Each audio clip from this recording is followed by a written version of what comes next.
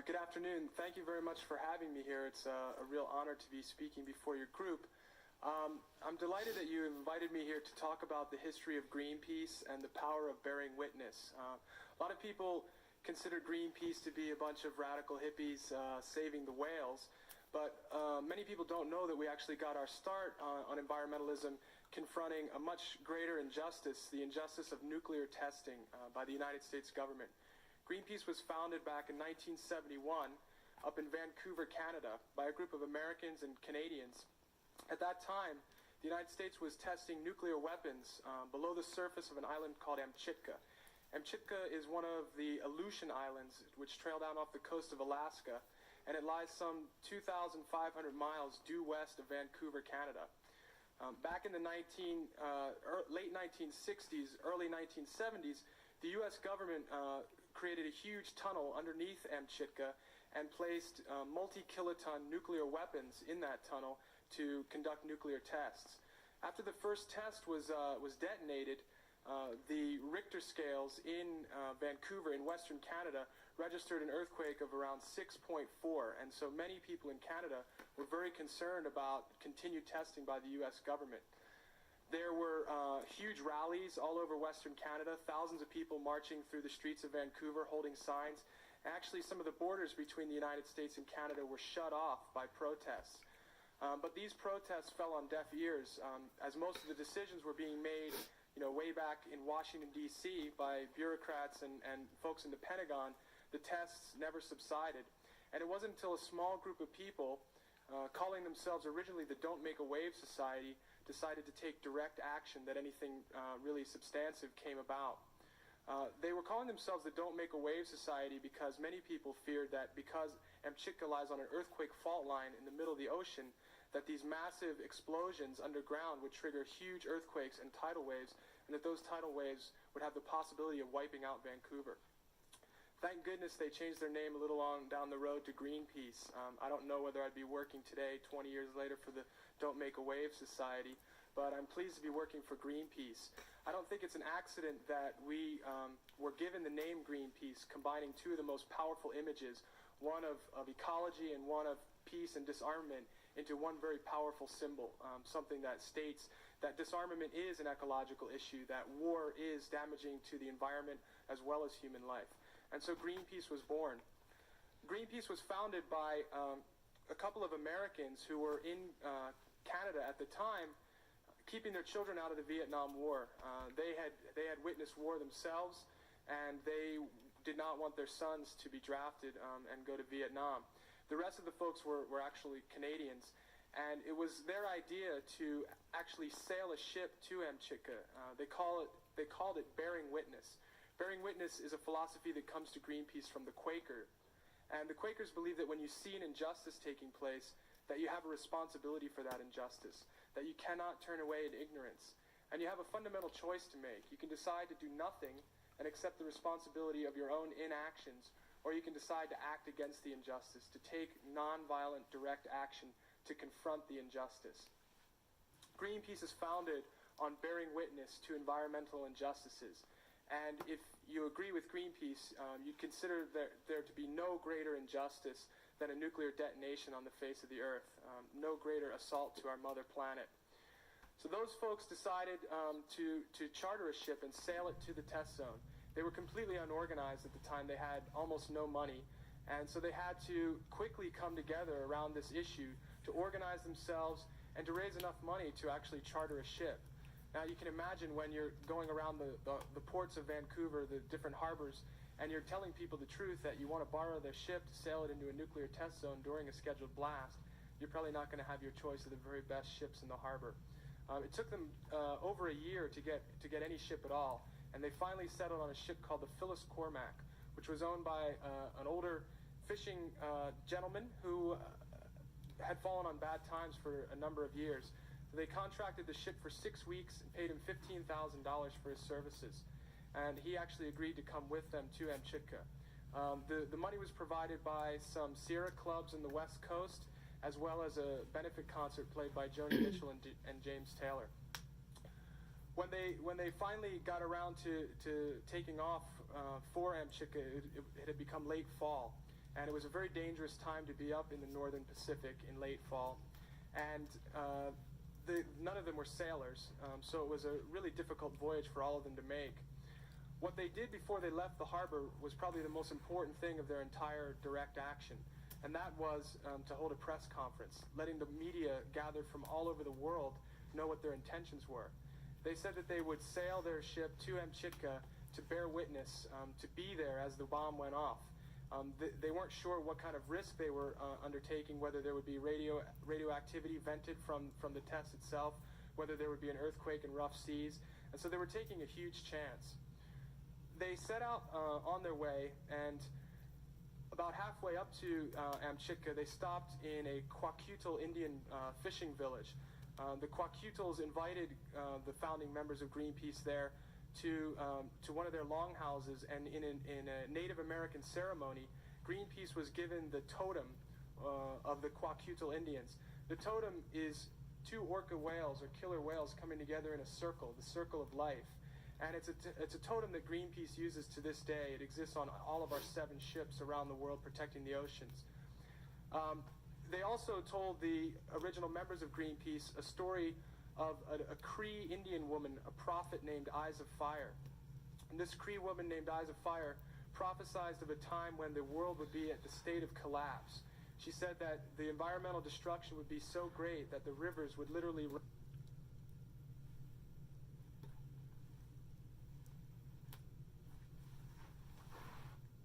run red with the blood of the deer, and that fish would float to the shores of the oceans. She said at that time the red people would have completely lost all sense of balance and connection with the earth.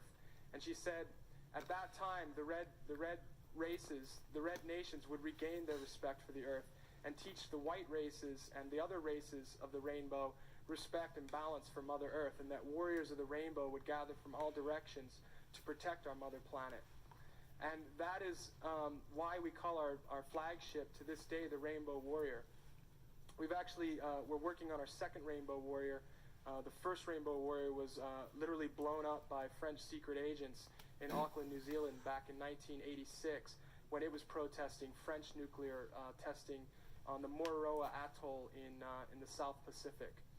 But getting back to the original voyagers at the Kwakiutl Indian village, they left the village and proceeded towards Amchitka due west, and they were stopped about a day away from the test range itself by U.S. Customs and the U.S. Coast Guard, and they were hauled back and sent back to Vancouver, thinking that they had been utterly defeated. They were returning; their spirits were very low, and what they found actually when they returned to the port was that they had been wildly victorious, that they hadn't been thwarted. That their action had been a resounding success, not because they actually reached their ultimate goal, their objective, but through the power of the symbol that they had created in the action itself. One of the founding members of Greenpeace said that we had detonated a weapon of our own. He called it a mind bomb. And he said that mind bomb went out through the media of the world, was disseminated all over the earth, and connected with people, and raised their level of awareness, and raised their level of concern, and raise their level of personal responsibility to this issue. Because these individuals acting, in such a small gesture, just 8 or 10 individuals against the largest and most powerful military complex on earth, had really inspired people all over the United States.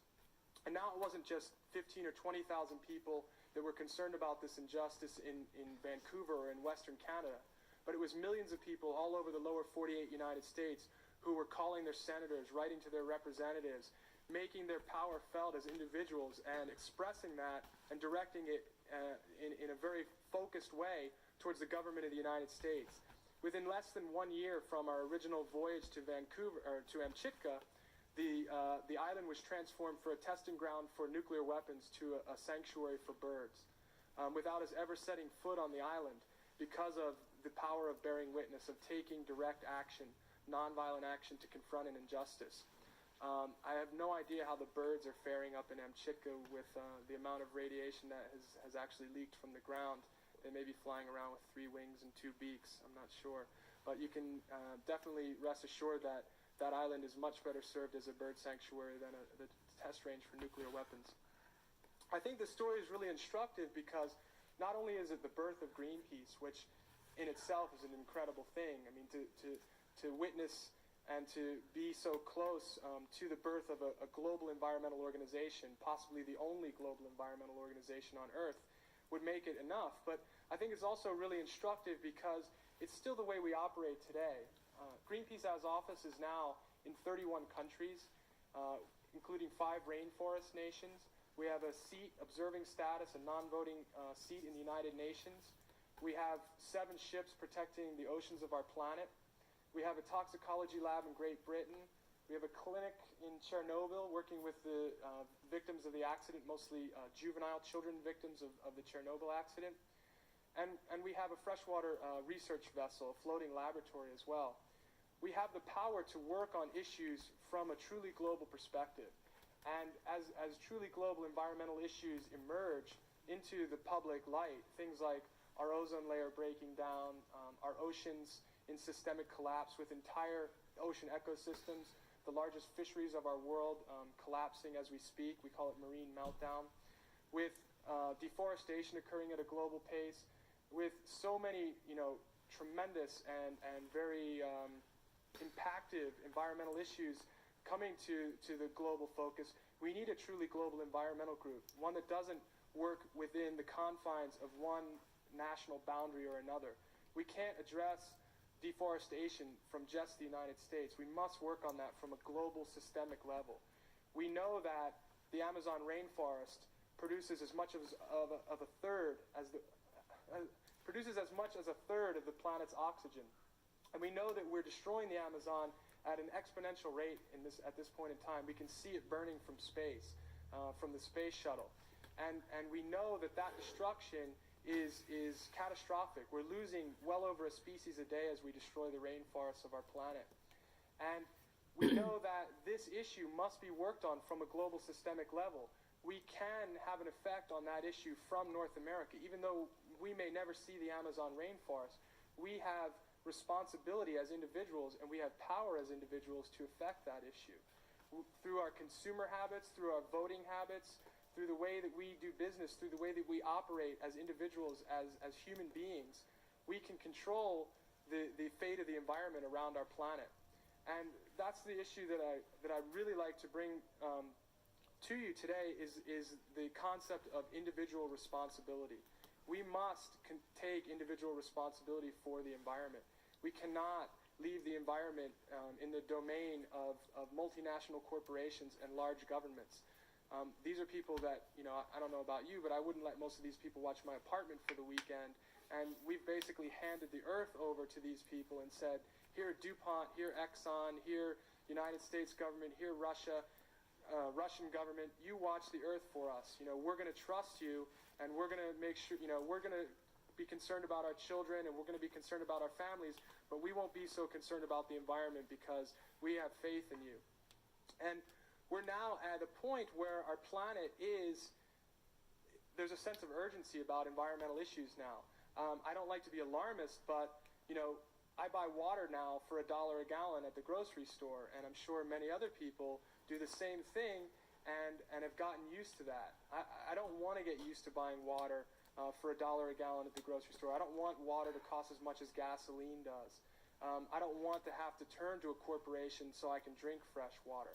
But increasingly, we're having to make these choices, and it's something that we can have an effect on. It's something that we as individuals can take responsibility for. Right now, if you look at these huge global environmental issues, our ozone layer breaking down, deforestation, marine meltdown in our oceans, the degradation of our atmosphere from persistent toxins, the pollution of our land, our air, and our water, you know that those are huge problems. They're very significant problems, and many of those problems have a real expiration date to them. They have a point of no return. There's a point somewhere down, in the future where we destroy the Great Lakes, the largest freshwater ecosystem of our planet. We make it inviolable as an ecosystem. We can no longer use it or depend upon it. That point exists. We don't know exactly where that point is on the calendar. It's not, April 27th of 1998, but it exists. And once we cross that point of no return, it doesn't matter how much concern, how many how many environmentalists are working on it. It doesn't matter what kind of focus we bring to that issue, we've lost. We cannot get the Great Lakes back. And many of these issues have those looming expiration dates.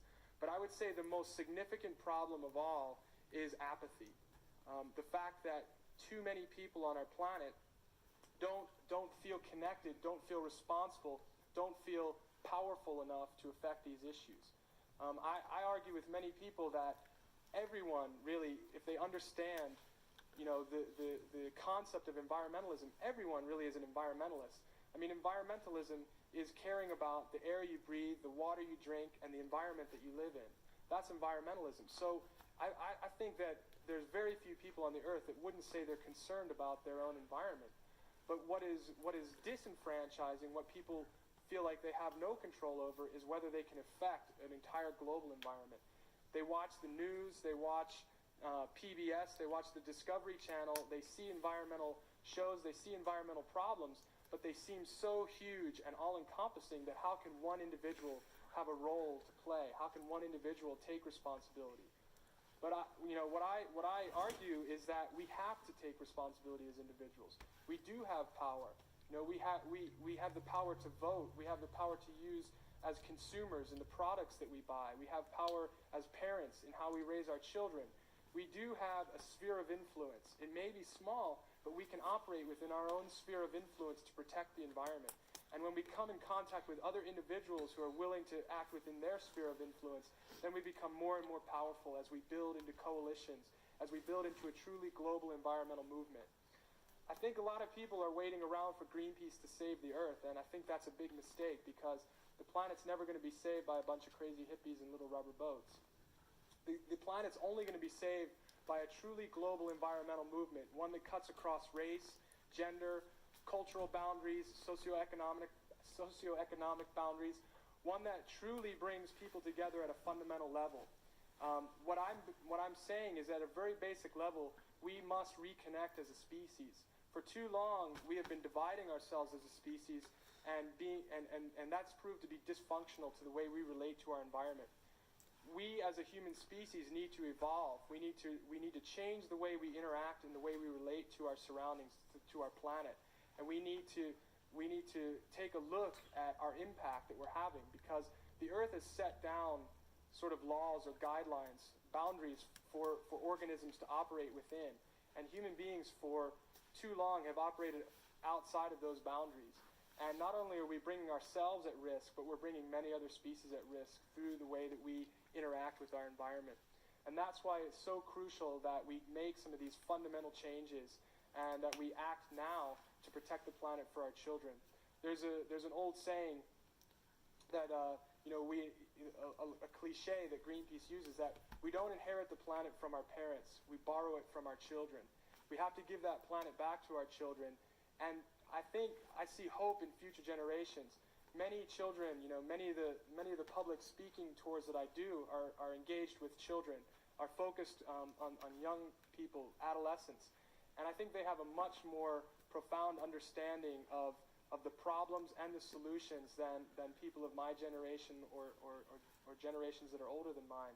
And if we can piece things together, if we can save the planet for our children, I think they have an idea of how to change the way we relate as a species to our environment, and I think they can solve our problems. But there is a level of urgency. We can't wait for them. We have to get started now.